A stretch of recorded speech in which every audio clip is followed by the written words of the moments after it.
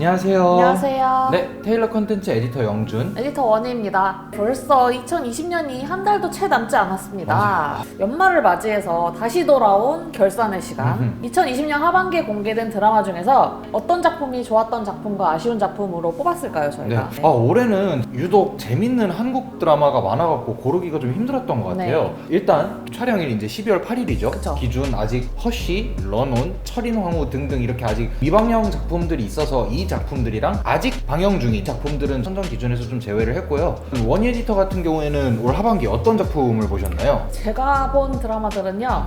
청춘기로, 보건교사 아는형, 앨리스, 구미호견, 스타트업, 카이로스, 산후조리원, 펜트하우스, 제발 그 남자 만나지 마요. 그리고 지금 경이로운 소문을 보고 있습니다. 저 같은 경우에는 우리 사랑했을까? 내가 가장 예뻤을 때, 앨리스, 청춘기록, 사생활, 스타트업, 카이로스, 펜트하우스, 제발 그 남자 만나지 마요, 경이로운 소문, 그리고 지금 라이브온을 이렇게 보고 있어요. 네. 그래서 그러면 이 작품들 중에서 가장 좋았던 작품이 네. 어떤 게 있을까요? 제가 가장 좋게 본 작품은 산후조리원을 꼽았습니다. 음. 이 드라마는 최연소 임원이자 최고령 산모 오연진이 출산 후 산후조리원 적응기를 거치면서 산후조리원 동기원들과 성장해 나가는 격정 출산 느와르를 그리고 있고요. 네. 일단 첫 번째로 좋았던 이유가 소재가 되게 독보적인데 이거를 정말 선명하게 보여줘요. 여러 작품 속에서 뭐 임신이라든지 아니면 뭐 출산하는 그런 장면이 등장하기는 해도 이 임산부 자체를 주제로 좀 현실적이고 다양한 얘기를 담은 작품이 약간 보기 드물었는데 이 드라마에서는 정말 그 임산부에 관한 모든 것을 굉장히 현실적이고 그리고 확실하게 보여줍니다. 이 드라마는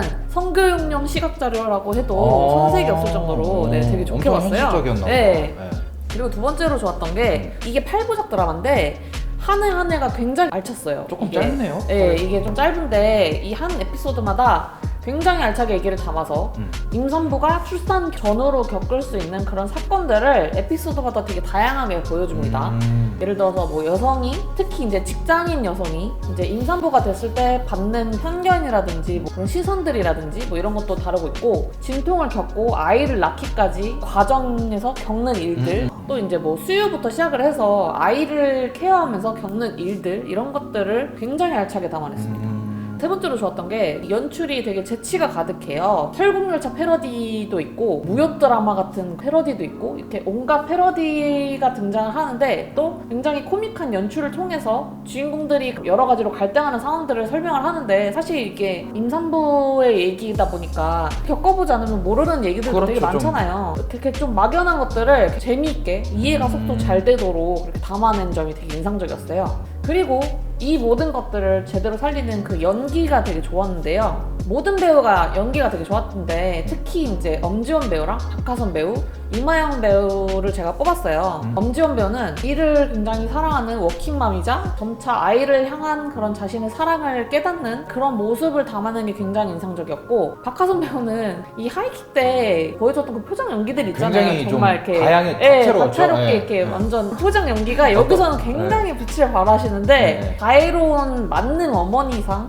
이거를 맨 처음에 표현을 했다가 좀 업신여기는 그런 표정을 봤어요. 네, 약간 약간 손담비 선생이라고 약간 업신여기는 표정들도 인상적이었고, 이마영 배우는 여기서 엄지원 배우의 육아를 돕는 그런 굉장히 친절한 모습으로 처음에 등장을 하는데 후반부에서는 이제 아이를 잃은 슬픔을 이렇게 표출해내는 반전 연기를 펼치셔서 눈을 뗄 수 없게 만들었습니다. 저는 TVN 청춘기록을 꼽았어요. 네. 이 작품 같은 경우에는 현실의 벽에 절망하지 않고 스스로 꿈과 사랑을 이루기 위해 노력하는 청춘들의 성장 기록을 담은 작품이고요. 네. 이 작품을 인상적인 작품으로 꼽은 이유가, 일단 첫 번째, 저도 덕후인데 네. 뭔가 덕후와 덕질 대상의 이야기를 다루니까 일단 호감이 갔던 게 제일 첫 번째 이유고요. 네. 두 번째는 이 작품이 청춘을 그려내는 방식이 되게 인상적이었어요. 취업난, 꿈과 현실 사이의 갈등, 직장 생활에서 겪는 어려움, 빈부격차 등등 이런 두 주인공을 가로막는 요소들이 오늘날 청춘들에게 좀 공감을 살 만한 문제들이잖아요. 그리고 이제 벽에 가로막힌 둘의 모습을 보면서 이제 공감도 하고 이렇게 응원을 하고 싶은 마음도 되게 컸고, 이거를 극복을 해냈을 때 제일처럼 이렇게 되게 좀 기쁘게 받아들여지더라고요. 또 이제 청춘이라는 단어가 이 작품에서는 젊은 층뿐만이 아니라 꿈을 가지고 있다면 누구나 이제 청춘이라는 메시지를 전달을 하는데, 이러한 좀 새로운 시선도 굉장히 좋았어요.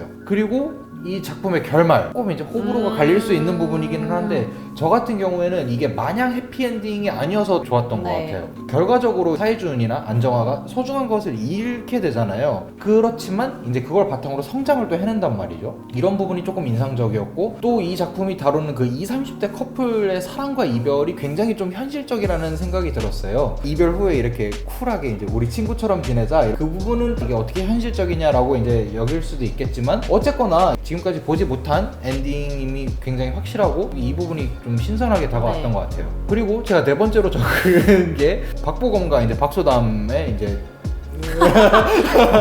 네. 얼굴이 곧 개연성이다. 물론 이 작품 같은 경우에 아쉬운 부분도 좀 명확히 있었어요. 대사가 조금 오글거린다든지 일침을 날릴 때 이게 되게 좀 현실과 괴리감을 느낀다든지 사회준의 이제 가족 관련 스토리 뭐 이런 게 좀 고구마 전개가 이어진다든지 조금 아쉬움도 있었는데 청춘 기록이 그려낸 청춘이라는 것 자체가 불완전해서 좋았던 것처럼 이 드라마도 완벽하지 않아서 좋았다라고 이제 개인적인 생각. 그리고 이제 드라마건 영화건 좀 보다가 일단 제가 좀 울면 좀 기억에 남는 그런 게 있어요. 네, 근데 청춘 기록은 누군가가 울면 아주 그냥 눈물샘이 폭발을 해갖고 유독 좀 더 기억에 남는 것 같아요. 그러면 다음으로 이제 아쉬운 작품, 이제 원희 에디터는 어떤 작품이죠? 제가 제일 아쉽게 본 작품은 구미호 대원입니다. 네, 이 드라마는 이제 도시에 정착한 구미호와 그를 쫓는 프로듀서의 판타지 액션 로맨스를 담고 있는데요. 이 드라마는 되게 소재가 매력적이었어요. 한국 설화 속에 요괴들이 등장을 하면서 한국 분위기가 물씬 풍기는 요괴 판타지 장르에다가 남자 구미호가 설정이 되게 매력적이었거든요. 그리고 이 구미호 연기를 이동욱과 김범이 아주 찰떡같이 소화를 해서 굉장히 매력적이었어요. 그리고 이제 배우들이 보여주는 그 케미도 좋고 연기도 되게 좋았거든요. 조보아랑 이동욱이 보여주는 케미도 좋았고 김범과 김용지가 보여주는 그런 케미도 되게 좋았어요. 또 이제 여기 드라마 갈수록 이제 중간중간 떡밥들을 이렇게 보여주는데 그걸 되게 수긍도 잘 하고 남지아와 이연의 서사, 이연과 이랑의 관계 그 서사도 좀 매력적으로 되게 잘 담아내서 괜찮았어요. 그리고 이제 여러 가지 사건을 맞닥뜨릴 때마다 남지아가 당하고 속고만 있는 그런 게 아니고 그 상황을 역전시켜서 해결하는 그런 장면들도 되게 쾌감이 있었거든요. 네네네. 그런데 마지막 화가 굉장히 별점을 깎아먹었어요. 남지아한테 이연이 전생에 이제 여우구슬을 줬잖아요. 남지아가 그거를 이랑을 구하기 위해서 전쟁한테 건네주면서 그런 장면에서 이미 이제 이연이 나중에 남지아를 구하고 이무기와 함께 완전히 사망하겠구나 이거를 읽을 수가 있었거든요. 그런데 이무기랑 죽을 때 환생도 할 수 없어졌거든요, 이연이. 그런 이연을 이제 남지아가 그 점쟁이를 다시 만나서 그 여우구슬을 사용해서 살려내요. 그 살려내는 과정은 되게 납득할 수 있는데 여기서 굳이 마지막 화에서 이랑이 죽어야 했는지가 이해가 잘 안 되는 거예요. 이연에게 또 이제 남긴 영상 메시지에서 이랑이 자기는 막 독도새우로 태어날 거다 이거 하나 남기고 같이 지내던 기울이랑 구신주 그리고 이제 그 강아지 꼬마한테는 인사도 못하고 그냥 헤어지고 말아요. 뭐 그래도 여기까지는 일단 알겠어요. 그러려니 합시다. 네, 약간 이런 왜냐면은 거예요. 이제 이랑은 어쨌든 환생을 했어요. 어린 인간으로 이제 다시 태어나가지고 전생도 기억 못하는 그런 모습으로 이연과 재회를 하긴 했거든요. 그렇게 이랑이 이제 희생을 해서 이연이 다시 인간이 돼서 부활을 해요. 여우가 아니고 인간이 됐으니까 능력도 잃고 충치 치료하는 막 장면들도 보여주고 하면서 인간이 됐음을 굉장히 어필을 했거든요. 그렇게 해서 남지아랑 결혼을 해서 행복하게 살았습니다. 이렇게 해피엔딩인 것처럼 보여줬는데 정말 끝나기 직전 마지막에 갑자기 구미호 이연이 등장을 해서 요괴를 잡는 장면이 나와요. 저 마지막에 진짜 이게 뭐지 싶었거든요. 이게 정말 시즌2를 만드는 게 아닌 이상은 이 지금까지 보여줬던 건 그럼 다 뭐냐 약간 이렇게 되는 거죠. 그래서 아쉬운 작품으로 구미호대원을 뽑았습니다. 그럼 영주님이 아쉽게 뽑은 작품은 무엇인가요? 저는 JTBC에서 방영한 사생활이라는 작품이 조금 아쉽더라고요. 네. 이 작품은 이제 의도치 않게 국가의 사생활에 개입하게 된 사기꾼들이 이제 모든 기술을 총동원해서 대기업과 사기 대결을 펼치면서 거대한 사생활을 밝혀내는 이야기인데요. 사실 뭐 나쁜 놈이 나쁜 놈을 잡는다는 스토리는 흔하기는 한데 이제 여기에다가 이제 뭐 권력 집단이 뭐 감시를 한다, 뭐 그런 설정이라든지 뭐 개인정보 사생활 이렇게 요새 좀 이슈가 될 만한 소재들을 이렇게 더해서 뻔하지 않은 그런 거를 이제 막 하려고 노력을 했어요. 장르도 이제 뭐 로맨스, 코미디, 뭐 첩보, 뭐 액션 막 이렇게 네네. 해갖고 다양한 장르를 즐길 수 있다는 장점도 있었고 무엇보다도 캐릭터 각각의 매력과 케미스트리가 굉장히 돋보였어요. 특히 저는 이제 오랜만에 이제 볼 수 있었던 김효진 배우와 서연이 이제 아이돌이 아닌 이제 배우로 이렇게 활약한 건 처음 네. 봤는데 연기가 정말 대단하다.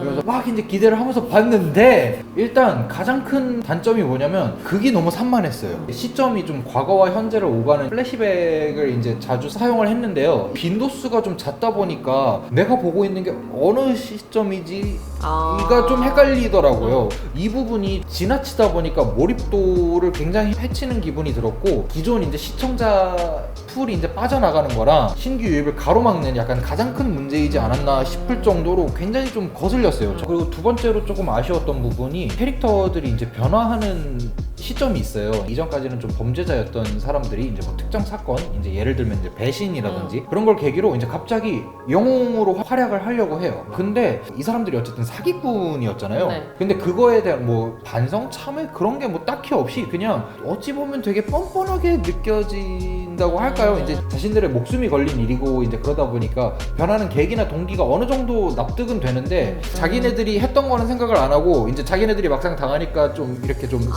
그러는 게 좀 납득이 되지 않았어요. 그리고 또 이제 스토리가 갈수록 산으로 가는 느낌? 사기꾼들이 뭐 나라 전체를 쥐고 이제 흔들려는 대기업과 사기를 펼친다는 스토리 라인 때문에 가면 갈수록 이제 뭐 더 큰 흑막이 존재할 거다라는 거는 사실 어느 정도 예상을 할 수 있는 부분이잖아요. 근데 흑막 뒤에 더 큰 흑막, 더 큰 흑막 이렇게 막 계속 흑막들이 나오다 보니까 굉장히 좀 피로도가 쌓이더라고요. 저는 결국에 이제 좀 뇌를 비우고 나오겠거니 이러면서 좀 봤던 것 같아요. 그 만화에서 보면 상대를 무찌르고 나서 해치웠나 이러면 이게 약간 클리셰처럼 뒤에 살아 돌아오거나 더 세서 나타나잖아요. 그런 느낌이 들어갖고 조금 이제 아쉽다 약간 그런 느낌이 들었던 것 같아요. 네.